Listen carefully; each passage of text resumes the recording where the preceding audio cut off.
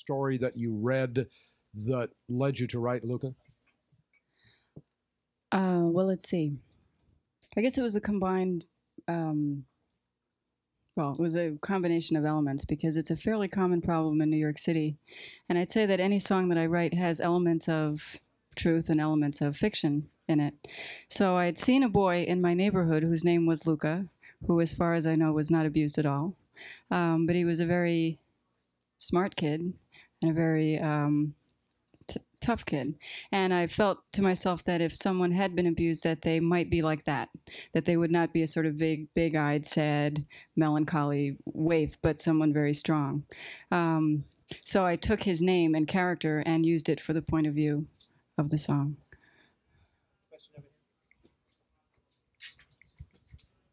Were you surprised at the way it took off nationally, the way it seemed to hit every radio format going?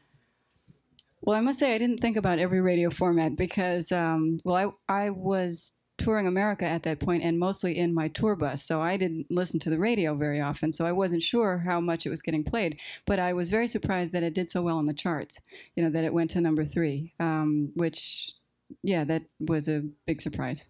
Yeah. The success this year will change your music and will change your career, or will it? I'm not sure if it will or if it won't. I've been singing and writing songs for a long time. I've been writing for 14 years and performing for 12 years. And I know what I love. You know, I love to write songs. And I know that I have my own style, and that's the thing that's the most important to me. So I hope to do whatever I have to do to keep that style and keep it distinctive and keep it personal. And I guess if that means taking more time for the next album or going back underground and not being as public for a while, I guess that means that's what I'll probably have to do. But I hope it won't change my style too much. But we'll see. Is it true that you're planning on recording Luca in Spanish? I did record Luca in Spanish in August. My father translated it, and I did a version of it that did pretty well. I'm not sure. After this past year, have you found that your fellow folk musicians have turned more to you for support? I wouldn't say that they've turned more to me for support, but we are still close. You know, when well, I'm away from home a lot, and when I do meet people from my circle on tour, usually I get to meet up with them, and we talk as much as we ever did. But I wouldn't say that it hasn't changed as drastically as you might think it has. Not for better or for worse. It's pretty much the same, I think. When did you decide to add a band? I decided to experiment with a band, first of all, when I had the money and when I had the time, which turned out to be when I got my record contract. If I had had the money and the time before, I would have tried to experiment with a band before. It just happened to be that when I got my contract, I got some time and some money. So that's when I started doing that. Sorry for the Donnie mic here. One of the first concerts you ever saw was Lou Reed, or that really inspired you. Yeah. How was it to share the stage with him tonight? It's pretty good. It's pretty terrific. I like it a lot. Yeah, I'm pleased. What does it mean to you to be singing at the Grammys and to be nominated? It meant a lot to me to sing at the Grammys, and also to have the chance to sing alone.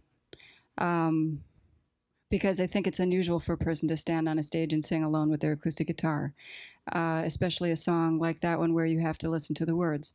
So I was nervous doing it, and I'm glad I had the opportunity to do that. I'm happy I was nominated also, but I think I was probably more happy to have the opportunity to sing, you know.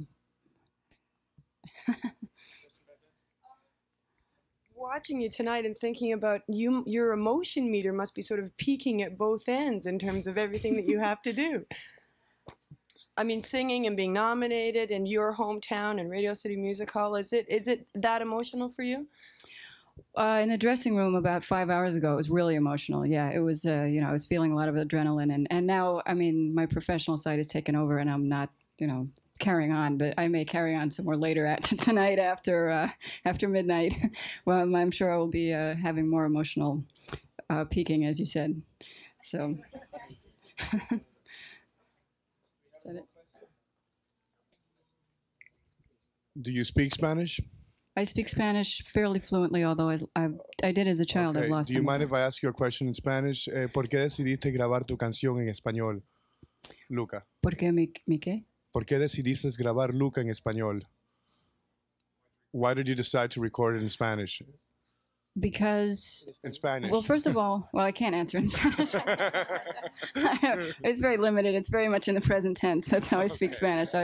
Sorry, but partly because it was a challenge, partly because the guys from A&M who are from South America were excited about it, and my father is a Puerto Rican writer, and we were excited about the idea of working on a project together.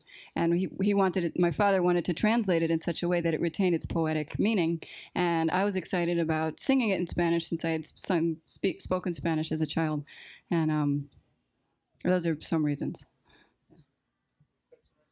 I understand Luca approached you. How was your meeting together? He didn't quite approach me. Well, the first time I ever met him, he was 9 years old and he'd rung the wrong buzzer in my building. And actually, as I'm sure you've all heard, the actual Luca was not an abused child.